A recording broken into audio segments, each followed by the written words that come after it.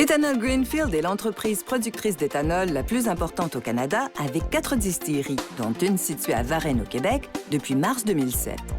À l'usine de Varennes, la matière première est le maïs grain destiné à l'alimentation animale. Ce maïs provient d'un regroupement de 450 producteurs agricoles situés dans un rayon de 70 km de l'entreprise. L'éthanol produit à Varennes est vendu dans plus de 1300 stations-service au Canada. L'optimisation et le développement constant des techniques et procédés de production, jumelés à la confiance en ses employés ainsi qu'à leur mobilisation, à une culture de l'amélioration continue et à un leadership soutenu par une jeune équipe de direction, font que la distillerie de Varennes se classe parmi les plus performantes en Amérique du Nord, principalement en matière de rendement et d'économie d'énergie.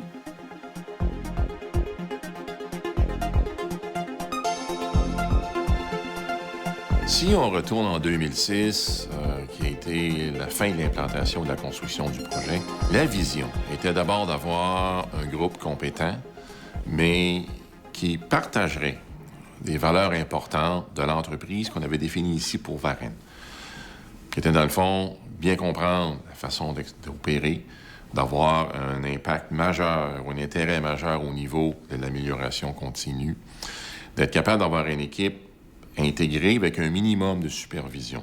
Donc, on a un organigramme qui est relativement plat. Ici, dans un paragraphe, je vous résumais quelle est notre vision du futur, notre plan quinquennal. Ben, je vous dirais que d'ici 5 ans, notre objectif est de produire ici à Varennes 350 millions de litres d'éthanol et de carburant par année, 3 mois sur 4 au niveau des indices de performance. Ça veut dire les rendements intrinsèques, la consommation énergétique, ces genres de choses-là. Varennes va se classer parmi les top 3 en Amérique du Nord. Okay? À l'intérieur de Greenfield, ça va être la même chose, dans le sens que sur les 4 usines, Varennes affiche les meilleurs rendements intrinsèques, la meilleure consommation énergétique, ainsi que le meilleur bilan de gaz à effet de serre sur l'ensemble du cycle. Donc, sans le concept Lean, évidemment, on aurait été une distillerie parmi les 200 autres. Au total, on a plus de 15 équipes d'amélioration continue à l'interne. Chaque employé doit faire partie au moins d'une de ces équipes-là. En moyenne, chaque employé fait partie de 2 à 3 équipes d'amélioration continue. Donc, ça fait partie intégrale de leur travail. Donc, dans notre structure, on n'a pas nécessairement une personne en charge de l'amélioration continue, mais c'est déployé à l'ensemble des employés, particulièrement l'équipe de direction. Donc, culturellement, dans notre système d'amélioration continue, on a mis énormément d'emphase à inciter les employés à signaler toute forme de problématiques pouvant survenir dans le cadre de leurs fonctions. Donc, malgré les standards qu'on a en place, malgré les techniques de résolution de problèmes qu'on a mis en place, malgré la formation qui vient avec, culturellement parlant, c'est important que chacun de nos employés soit à l'aise de mentionner toute forme de problématique. Dès l'embauche, c'est quelque chose qu'on vérifie également. Est-ce que l'employé a suffisamment confiance en lui pour être capable de se dire « Hey, j'ai un problème, on doit le résoudre, on doit s'y arrêter ». La gestion du changement ici, c'est inclus au départ dans les valeurs de l'entreprise. On fonctionne avec ça. Alors, ça fait partie de notre langage. On est très proactif. On a investi, entre autres choses, en 4 ans pour 50 employés, près d'1 million de dollars en formation, ce qui est exceptionnel. Et puis, sur le plan de la communication, on travaille beaucoup. On a, par exemple, 2 événements, 2 rencontres d'évaluation du rendement par année où l'employé prend le temps de parler avec son directeur, sa directrice et vice-versa, de réaligner les objectifs et tout ça. Et en le faisant sur une base semestrielle comme ça, bien, ça permet d'éviter les écueils aussi et de ramener de recentrer, si vous voulez, les activités à l'intérieur de chacun des services. En plus de ça, bien, on fait sur une base trimestrielle ce qu'on appelle des midi-conférences, genre barbecue, où là, on informe les employés de ce qui s'est passé au cours des 3 derniers mois, de ce qui s'en vient, des bons coups qu'on a faits, des difficultés qu'on rencontre. Alors, on est très ouvert, on partage ces choses-là. Au niveau de chaque service, il y a des réunions régulières départementales également. On a une publication à toutes les 2 semaines sur la vie à l'intérieur de la distillerie et tout ça, et chaque employé est mis à contribution. Et finalement, bien, le directeur d'usine puis le directeur des ressources humaines s'assoient régulièrement le vendredi après-midi pour 1 heure, 1 heure et quart, 1 heure et demie, avec des petits groupes d'employés qui sont 4, 5, 6 au max, et on répond à leurs questions. On est là, on communique de plusieurs façons. On parle de communication 1 à 1, on parle de journal, on parle de communication vidéo, on parle de rencontres trimestrielles, on parle de rencontres poser vos questions par petits groupes de quelques employés où est-ce que chaque employé vient puis pose ses questions à l'équipe de direction ou une rencontre de coordination qui a lieu à tous les jours. Lorsqu'on parle de problématiques qui nécessitent un suivi sur le moyen terme, on a une rencontre de coordination toutes les semaines. Et par la suite, pour les dossiers encore à plus long terme, on a une rencontre de coordination tous les mois. Sur une base régulière, on réunit des employés et on remet en question des standards qui sont en place pour tout simplement refaire une cartographie et réidentifier des gaspillages potentiels pour refaire de nouveaux processus. En plus des autres mécanismes de communication, on a remis également aux employés un dépliant plastifié, genre accordéon, dans lequel on retrouve l'ensemble des objectifs d'assurance qualité, de résolution de problèmes, de valeur de l'entreprise. Et ce sont des choses que nous mettons à jour sur une base constante. Il est impossible qu'on puisse conserver le rang ou la position où on est aujourd'hui en restant, mettons, sur le statu quo. Ça, c'est impensable.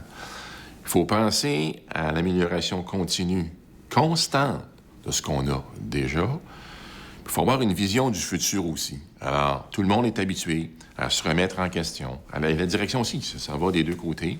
Et là, de trouver les meilleures façons de collectivement, de trouver une façon d'être encore meilleur.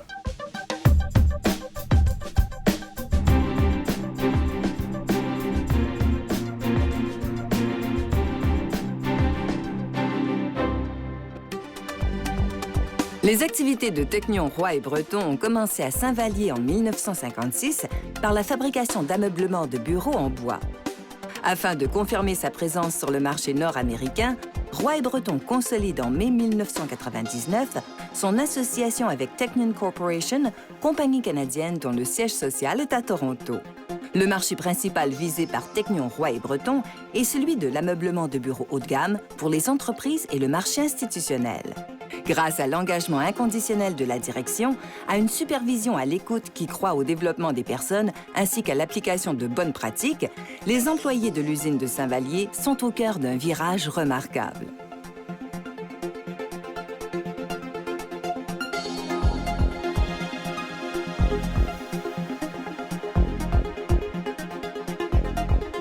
Roy et Breton, c'est l'usine la plus ancienne du groupe.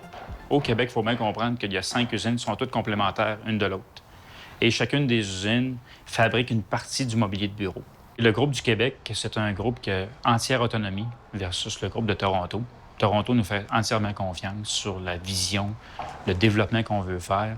Ils sont très solidaires dans notre vision du futur. Comme beaucoup d'entreprises par le passé, on a eu le même cheminement, c'est-à-dire de faire du Kaizen, le Kaizen Blitz, avec nos employés. Dans le groupe ici, on était au rythme d'une 40 à 50 par année. On s'est vite aperçu qu'il manquait quelque chose. Ça ne durait pas dans le temps. Puis plus ça allait, plus c'était difficile aussi de maintenir et d'en faire. Au lieu de faire du lean pour faire du lean, on a vraiment compris qu'il fallait rattacher ça à une cause d'affaires, de façon à mobiliser tous nos gens, notre équipe et la direction, les employés à la base. Donc, on a décidé de former à l'interne des gens pour supporter notre démarche, des coachs. Donc, moi, deux autres personnes ont été dédiées à supporter cette démarche-là, qu'on a voulu commencer dans un site en particulier, de façon là, à bien étendre, de ne pas y aller trop de façon superficielle, mais de se créer un modèle à l'intérieur de l'organisation là, qu'on pourrait après ça dupliquer là, au travers là, l'ensemble des usines du groupe. On a des cadences à l'heure.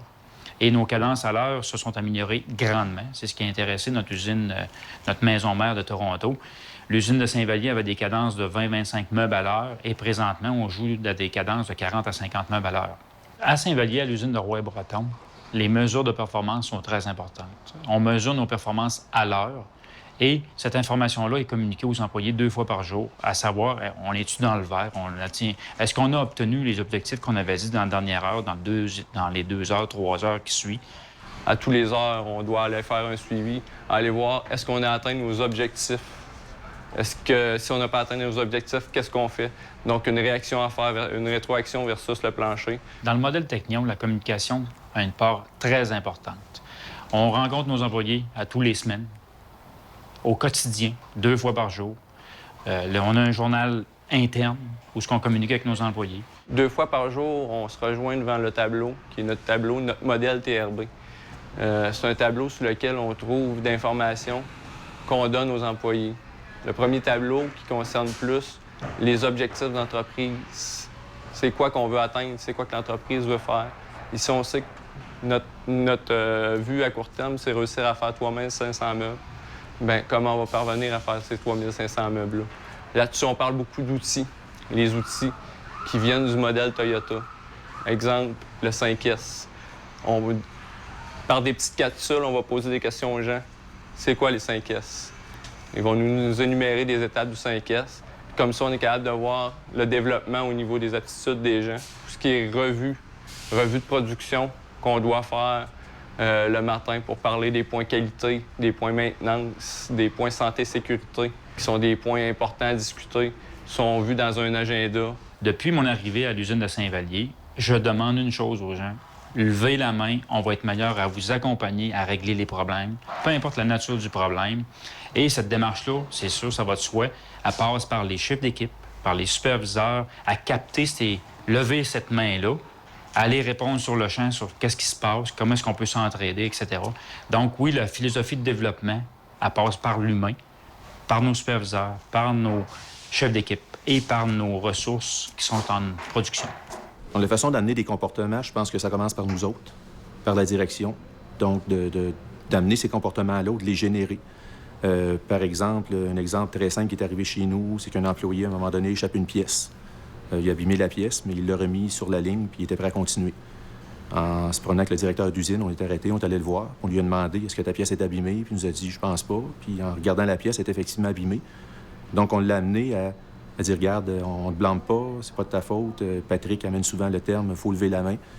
Donc, on voyait là, on y a amené à penser qu'il y avait une opportunité d'améliorer quelque chose. Donc, c'est par des petits gestes comme ça qu'on va amener les gens à avoir des comportements où ils vont croire à la démarche. On a un programme de suggestion qui supporte cette démarche-là. On a une structure qui est plus présente aussi de par les rôles de nos superviseurs et chefs d'équipe. Tu le fais de telle façon, mais y a-t-il un autre moyen que tu vois qui serait encore plus profitable? Puis souvent, bien, on réussit à avoir des réponses, puis des réponses qu'on ne soupçonnait pas nécessairement nous-mêmes. On a eu un sondage fait par une firme indépendante à l'usine. Les employés, à ma grande fierté, ont répondu qu'à 89 % qu'il y avait confiance en ce qu'on faisait à l'usine présentement pour le futur. On a comme objectif de produire 3500 meubles, monter à 5000 meubles, et ça, pour réussir ça, on doit le faire en équipe. Et je suis très content aujourd'hui de voir que les employés ont compris que ça va se faire ensemble et qui ont confiance au futur.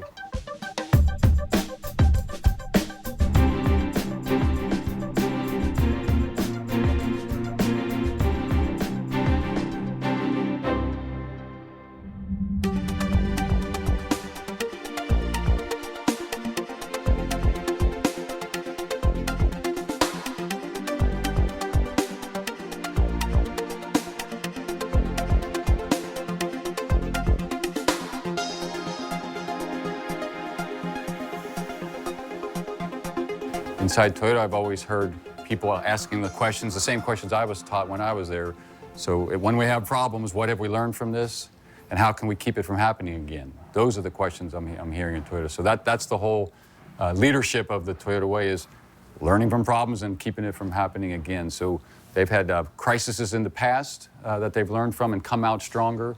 And the actions that I've seen internally are, again, that how to problem solve and become stronger out of this. What we focus on with the Toyota Way and the 14 principles of the Toyota Way, tools are part of that, but a small part of the principles, the philosophy, the values. And so the Toyota Way 14 principles go into a much larger, deeper way of business than the production tools. So that the tools are not so big of a challenge. The challenge is, again, implementing it to unique situations, but with the people of the organization. So are we concentrating on the culture, on the values, on involving the people in the system to identify and solve problems? That necessitates a different leadership style, one that's not directive, one that's not giving solution, but that one is training, teaching, developing, coaching as it's happening, not in a classroom, at the Gemba. That's the most challenging thing, because it necessitates, again, a change of role of leadership, change of role of managers, and change of role of supervisors. And if you don't believe this in your heart, then you might be able to change it temporarily and act it, but as soon as the heat comes on and pressure comes on, you'll go back to the old way. The value added that I've had my last couple days visit here to Quebec and Montreal area is to see the principles of the Toyota Way put into place in two organizations that aren't building cars. One example today that I loved is the leaders here at Technion have created a kind of a cultural mantra of, if there's any issue on the plant floor, if you have any problem, if you find any problem, raise your hand. So they're constantly being encouraged, raise your hand, and that is a perfect example of that deeper Toyota Way culture that says, I have a problem, I need help. So instead of the leaders doing paperwork or doing reports or being in meetings, now they're on the Gemba at the plant floor, answering the team members raising their hand and asking, what is the problem and how can I help you? And so it's created this, what we call servant leadership culture live as it's happening by creating that, by having that understanding and starting to act on the values. So great examples. So Saul, a great example of the Toyota Way and going beyond the tools at Greenfield Ethanol.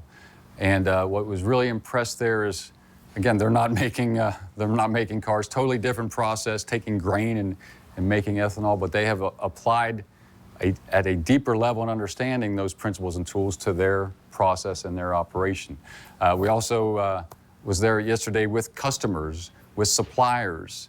They've gone through a process to get feedback and input from the employees. So the organization has changed its priority and focus, and the leaders have then changed their behaviors to support that. Very encouraging to see that behavior change there at Greenfield. So the Toyota Way, the most challenging part is really getting people to believe it in their heart, to change the behaviors that they do on a daily basis. Because it's not the easy way, but it's the right way.